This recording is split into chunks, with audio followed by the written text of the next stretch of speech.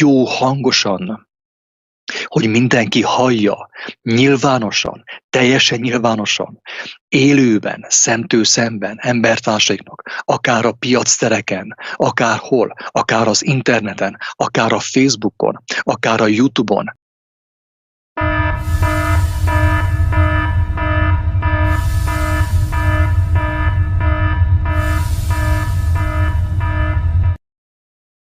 Aki azt mondja a Bibliáról, hogy az az ige, az az ember bizonságot tesz saját magáról, hogy ő az élő igével nem találkozott.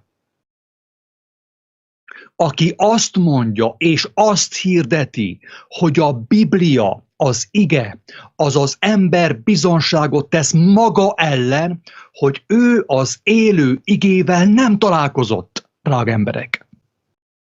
Ezt fontos kijelenteni.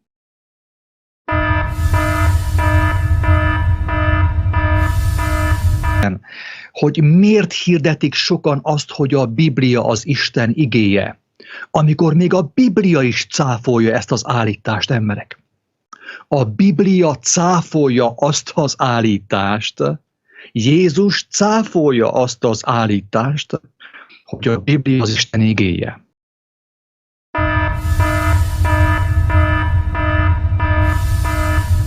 Hogy azt a szemét, akinek elhitted, hogy a Biblia Isten igéje, magad fölé helyezted. Befőtted a fejed az ő tekintélyével. Még egyszer olvasom, nagyon fontos. Akinek elhitted, azt a szemét, akinek elhitted, hogy a Biblia Isten igéje, magad fölé helyezted, befőtted a fejedet az ő tekintélyével, az ő szavával, az ő szertartásaival.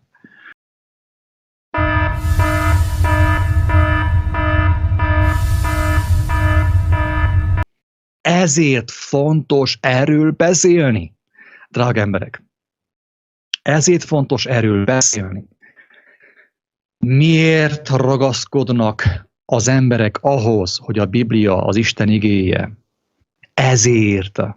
Miért hirdeti a modern kereszténység is, nem csak a Jehova tanúi, hanem a modern, karizmatikus kereszténység ugyanúgy a Biblia tekintélyével elvarázsolja az embereket. Elszakítja őket Istentől. Jézus tényleg letette azért, engedte, hogy megöljék őt. Engedte, hogy elvegyék az életét.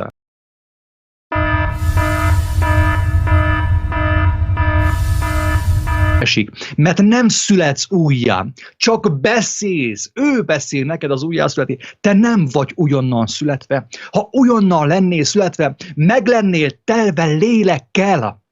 Lélekkel.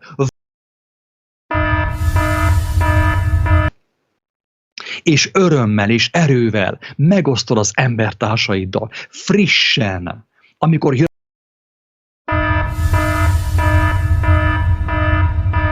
Emberkövetők, és amíg emberkövetők arról tesznek bizonságot, hogy ők nem születtek újjá, drága emberek, nem születtek újjá.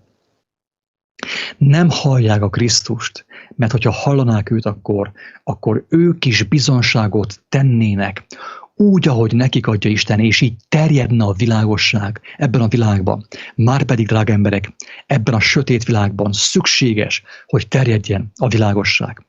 Ha nem általad fog terjedni a világosság, akkor az fog terjedni mások által, akik hűségesen megosztják az embertársaikkal, az élő Istentől, a Krisztusról kapott bizonságaikat.